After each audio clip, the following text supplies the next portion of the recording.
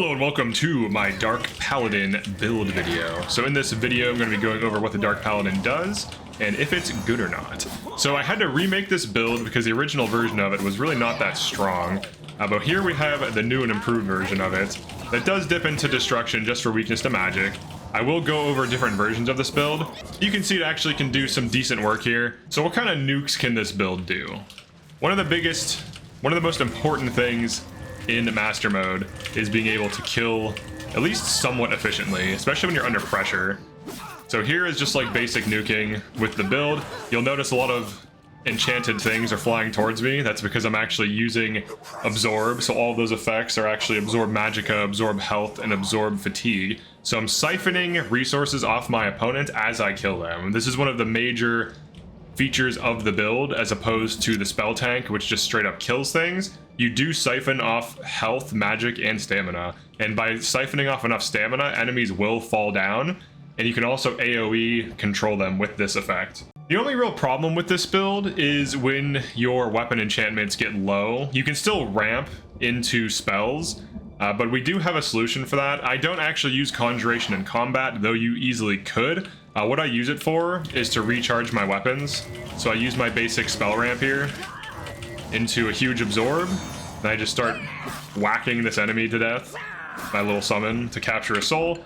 And this is my creation engine, or this is my summon engine to reset all of my enchanted items. I can also reset Umbra if I want to, because 120 seconds of Soul Trap is very nice. And if you enter a dungeon where there's a bunch of weak enemies, Umbra can easily 1 to 2 shot them, or even just kill them with a single power attack. Then you can just keep spamming Azura's Star. So it is nice to bring Umbra along, especially if it's still weightless. So here is the single hit combo. So 1, 2, 1, 2, cast, nuke.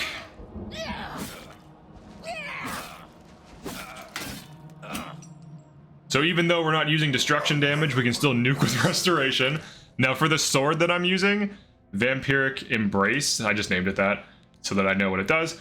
Absorb health, absorb fatigue, absorb magicka, 5 points, 3 seconds, and then I also added fire damage. Now we could add weakness to fire to ramp that fire damage even higher, and we could also splash into fire because I eventually did get 100 destruction just to cheaply cast weakness to magic. Weakness to magic is an insanely good effect, and it's more efficient to cast weakness to magic a few times and then hit with restoration nuke than it is to just keep casting the same spell. I did test it, and if you want proof of that, just look at all these stupid spells I was testing. I have 30 hours on this character testing a lot of this stuff. At certain stages of the game, some of this, like without the ramp, was fine, but if you're going to be level 25 plus, you're going to need some kind of ramp. We will add a fire damage variant of these spells to get the damage up even higher, while also keeping costs down, because absorb health is a relatively expensive effect because it also heals you. So it doesn't just deal damage. So if you want cheap damage and then you just want to heal, you can just run some kind of heal.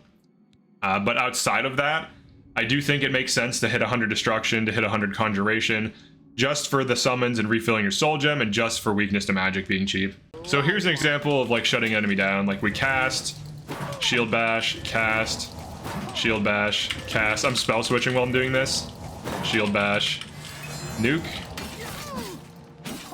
and shield basher. Then once they fall down, it's open season. Go for power attacks. Power attacks give damage ramp. You can recast the combo if you want.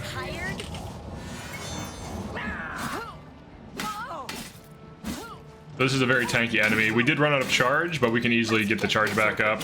And then of course our spells are cheap. Look at my magicka bar. Because I have a target I can absorb magicka from, I can just keep shutting her down. There's nothing she can do about it. So you do kind of just like slowly dominate enemies. And then if you run out of charge, like let's say you fight a bunch of humans or your weapon just runs out of charge, that's not a problem. We can just make a Daedroth. And you can actually summon the Daedroth and use it in combat too. Like you don't have to just summon it for this. You can use it and it will help you out insanely. Just having a Daedroth or any high level thing. But you kind of just slowly dominate your enemies and whittle away their health and easily kill them, soul trap, and then continue to reset your stuff. We do have access to a ramp if we want it, and of course I have Azura's Star bound to 7 and my repair hammer, which is now unbreakable, bound to 8. So let's go over the actual build now. So for character, I have Breton on Lord Sign. The Lord Sign is really good for early game, but if you plan on power leveling to 20 through magic, you can easily go farm yourself a mundane ring and just not need this at all, and easily hit armor cap without it. So the mage can be a great alternative to the Lord Sign, because magic pool on a build like this can be difficult to get, especially if you're not save scumming sigil stones for that sweet plus 50 magic. I have been trying to save scum for sigil stones. I got one, and it took me like an hour to not get the second one. So it's pretty rough sometimes to save scum.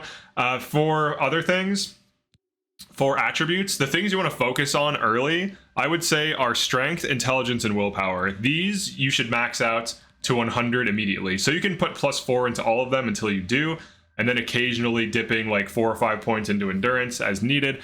But these are more important because this build runs alteration, and we can patch up our low armor at a starting level with alteration, which is way more tanking than having even like 100 to 200 extra health. If you can hit armor cap or near armor cap with enchantments, with effects, with alteration early, it kind of makes leveling up a little bit nicer. Leveling up heavy armor can be difficult unless you know like some kind of rat farm or something where you have a bunch of rats attack you. But on master mode, you do still take good damage until your armor is high. So until that happens, when even a mud crab hits you, it's actually like a threat until you're like 80 plus heavy armor and near armor cap, weirdly, or you get like huge health pool and stuff like this. But I recommend leveling up the top 3, you know, strength, intelligence, willpower, and then dipping into endurance, and then eventually maxing out all of these 4. And agility and speed don't matter as much. You can level them later. Personality doesn't matter. I don't recommend leveling it ever unless you have excess points. And then luck, you can just leave it 50. For the build itself, we have armor. At expert armor, you get the 125 durability weapons and armor, which gives you more protection and more damage, which is huge. Athletics for movement speed, because you will be very slow throughout most of this run. You can run feather, which does help with the armor weight, and athletics also makes you a little bit faster. So if you run feather with athletics, the early game slow armor movement is really not that big of a deal. We have blade for raw damage. Our normal attacks can bleed, and then obviously we want master for the 30% weakness to normal weapons. Block for shield bash for crowd control. You can also get insane strength value and then one shot with this if you want to do that. You're probably going to need some kind of crazy ramping or a combination of ramping plus alchemy in order to achieve this. This build does not use alchemy at all. If you wanted to splash alchemy for the shield bash one shot, you could go for it. Heavy armor, you just want to max it out to get as much armor as humanly possible. I kind of wish master armor gave like 10% damage reflect and you still move slower. It feels weird going from moving slow the entire playthrough to all of a sudden being fast, but that's just my personal opinion. Alteration is really good for hitting armor cap early. It has other effects that help the build, like feather.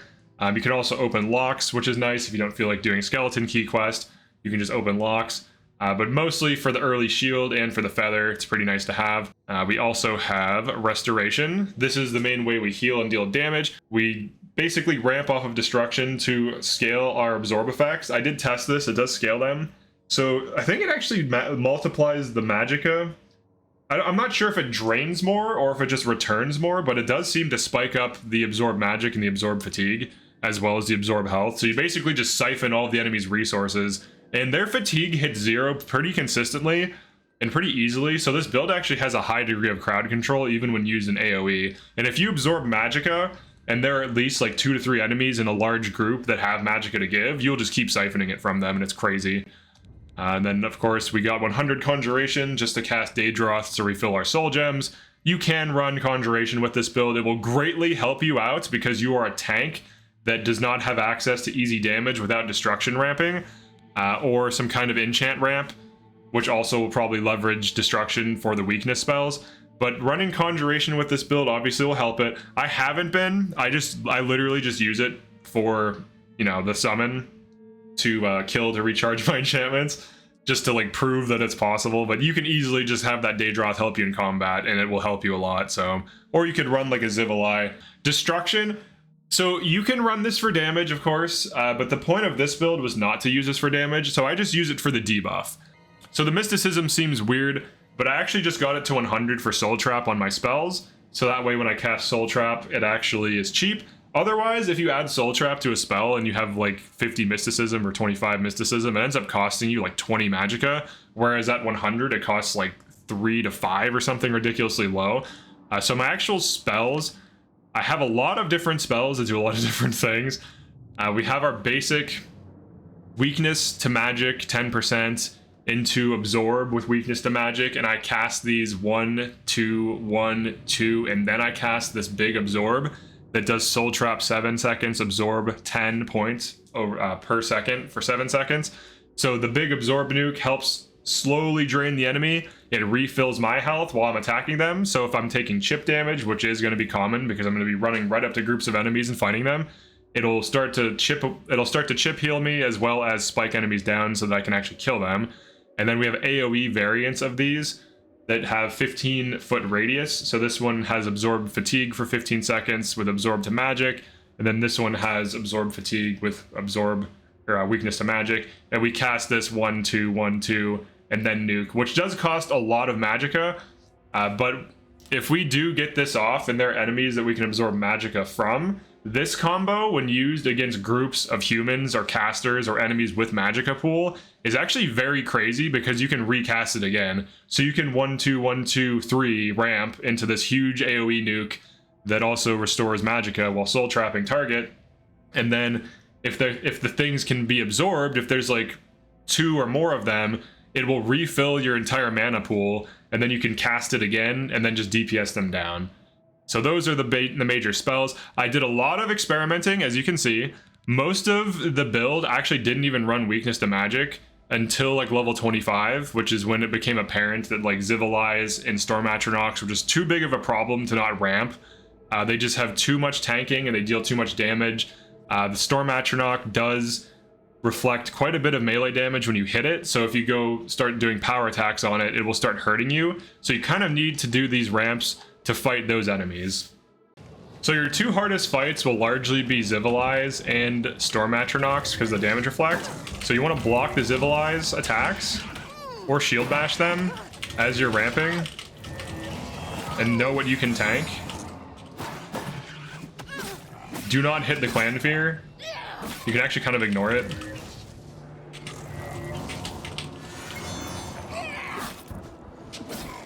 Make sure you block its attacks. Even through 85% armor, you're still going to be taking big damage from these. So you kind of just want to throw debuffs on them and rush them down. Now, if you fight groups of these, it's pretty difficult to fight them, actually.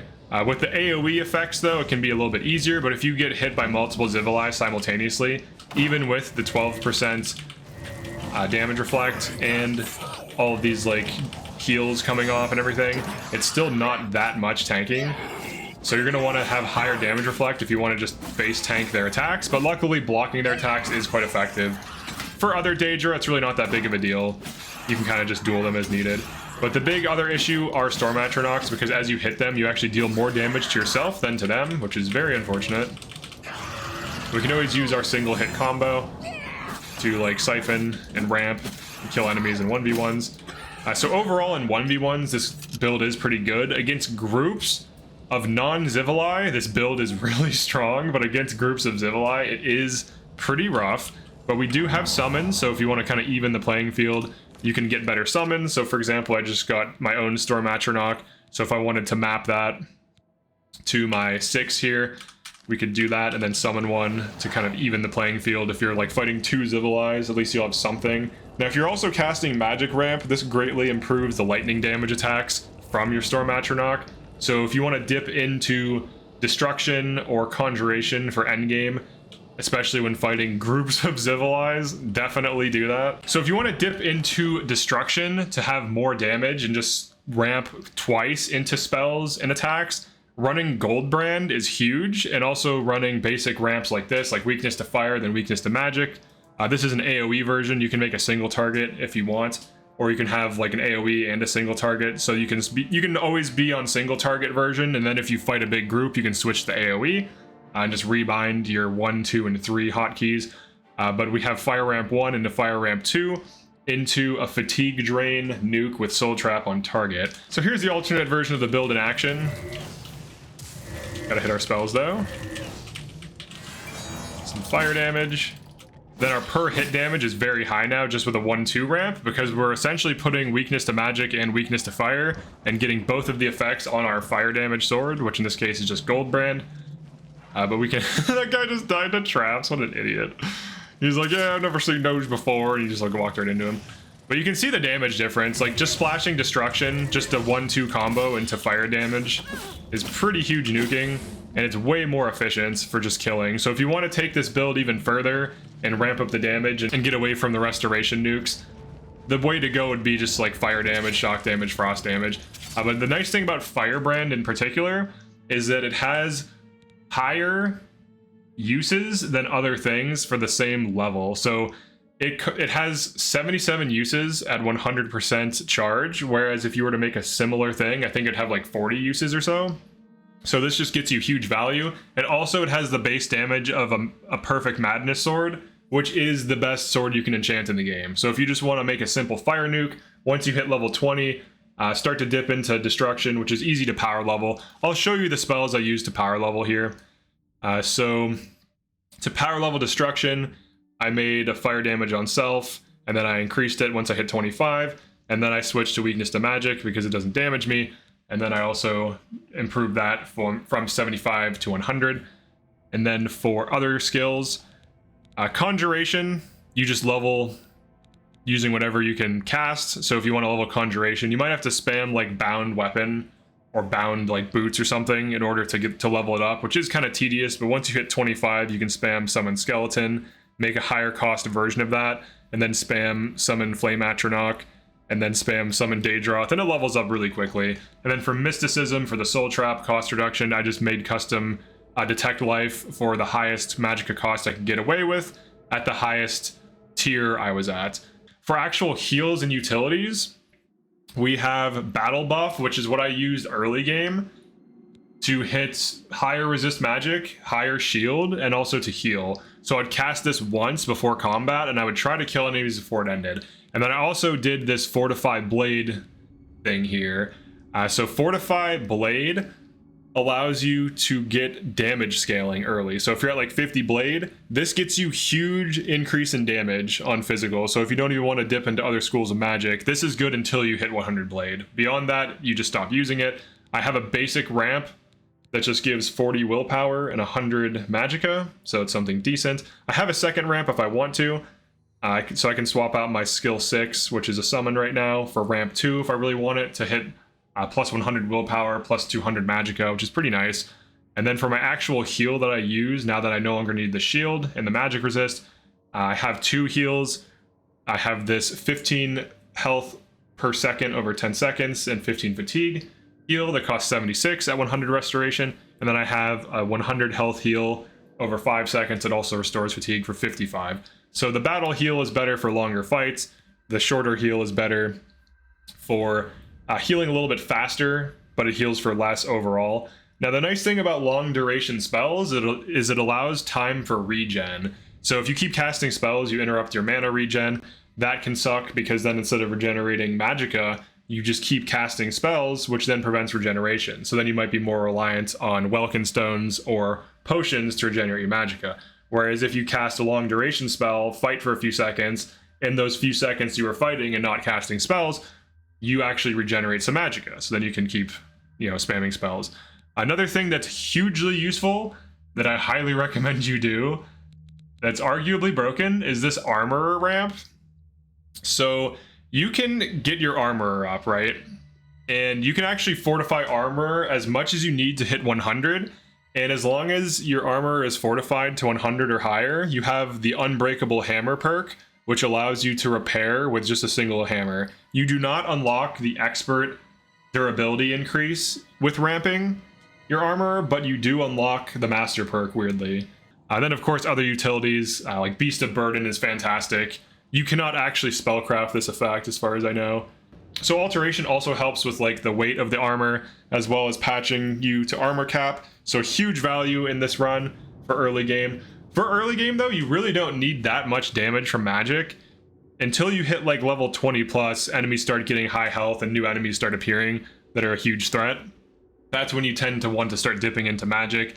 The original build actually didn't use any destruction at all.